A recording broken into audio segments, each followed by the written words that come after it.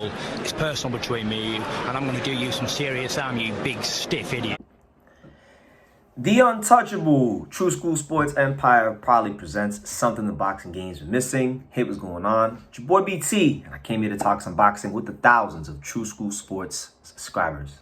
All right, so Merry Christmas to all the fine folks out there on the untouchable True School Sports Empire. Appreciate you guys. I don't know when this video will come out, but if it comes out after Christmas, happy and merry belated Christmas to you and your family. But, you know, there's quite a lot I still wanted to talk about from the Saudi card. Fights that happened on the Saudi card. Obviously, one of the big stories on the card was Joseph Parker and, you know, his victory over Deontay Wilder. He was a pretty sizable and pretty big underdog in the fight. So him winning, to a lot of people, not me, but a lot of people, was a big surprise. And, you know, now Joseph Parker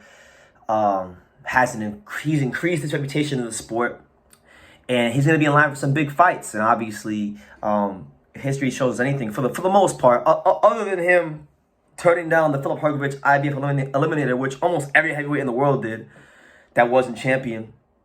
Other than that, Joseph Parker will pretty much fight anybody in the world. He's a true warrior of the sport. There's no ifs, ands, or buts about it. But I wanted to say this because one of the names that kept being brought up by a lot of boxing fans was, you know, Zhilei or Zhang. I don't know if it's Zhilei or Zhang, but you know who I'm talking about. You know, we're talking about that explosive, massive, large, explosive, power-punching southpaw heavyweight. You know, Zhang, Big Bang Zhang.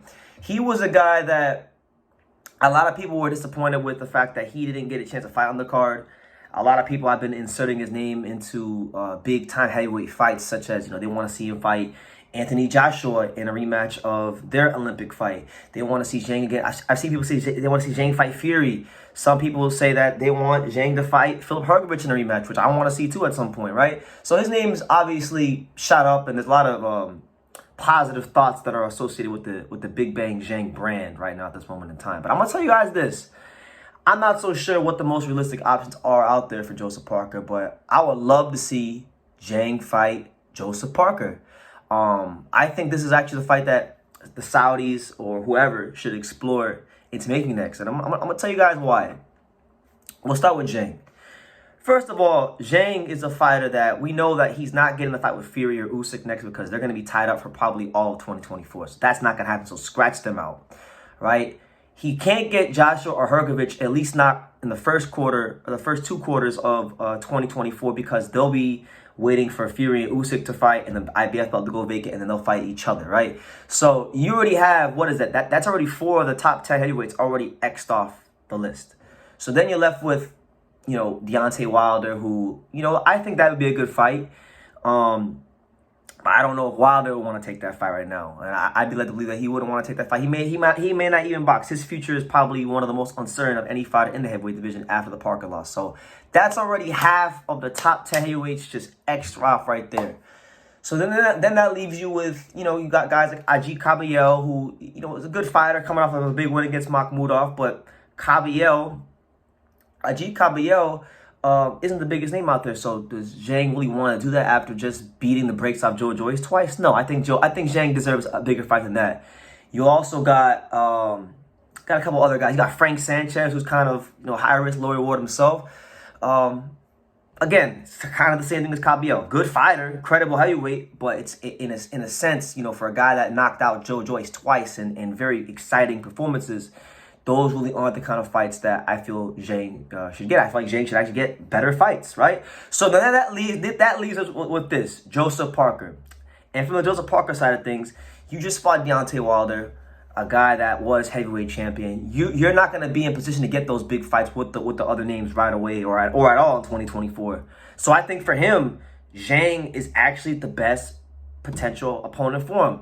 Zhang is coming off of 2 knockout victories over the guy that knocked him out. So they had that common opponent.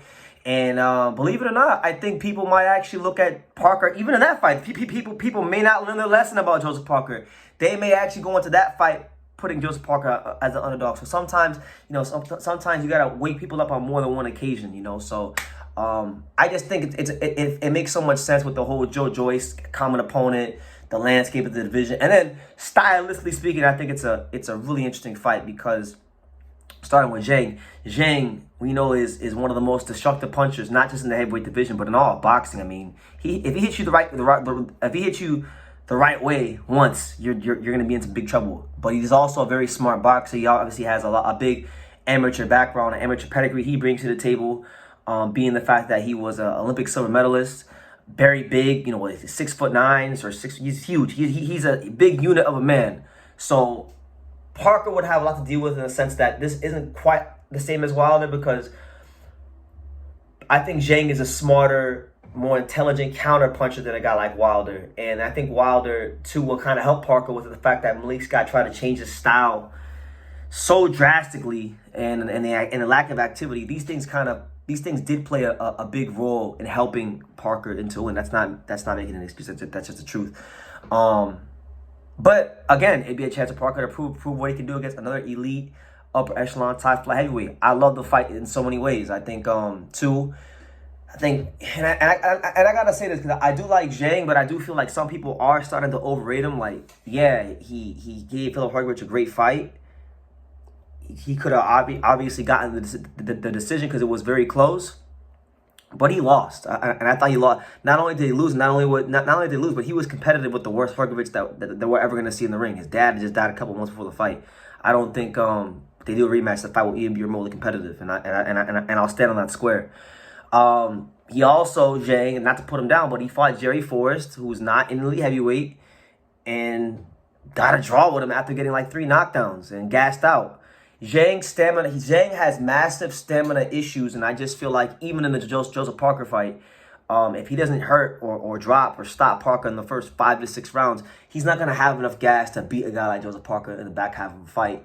So for that reason, if they do fight, just like I picked Parker against Wilder, I will also be picking Parker against Zhang if they fight. And I think that's the next fight that we should be looking to make in the heavyweight division, because it's one of the best fights that could be made for fighters that are not either Usyk and Fury or Joshua Hrgović, because all those 4 are going to be tied up. They're all going to be fighting each other. So outside of them 4, this to me is the best fight that could be made in the heavyweight division. And I just don't think there should be any time wasted. I know that Zhang's handlers, the lanes, they're very, very adamant about getting Zhang the biggest and best fights. And to me, I don't think you can do any better than a fight against a guy who's been heavyweight champion before, a guy that has also just dethroned and beat Deontay Wilder and really enhanced his stock in the heavyweight division. The time is now. You got to strike while the iron's hot. So, really good fight. Zhang, obviously one of the biggest punchers. Joseph Parker, former champion, great hand speed. Really seems to have matured in a great and major way with Andy Lee guiding him. He had 4 fights this year. He was one of the most active fighters in world level boxing this year at the championship level. So gotta love what you see from Joseph Parker, doing things the right way, doing things the old school way, doing things the way they're supposed to be done in boxing. But yeah, I want to see this fight next year in 2024.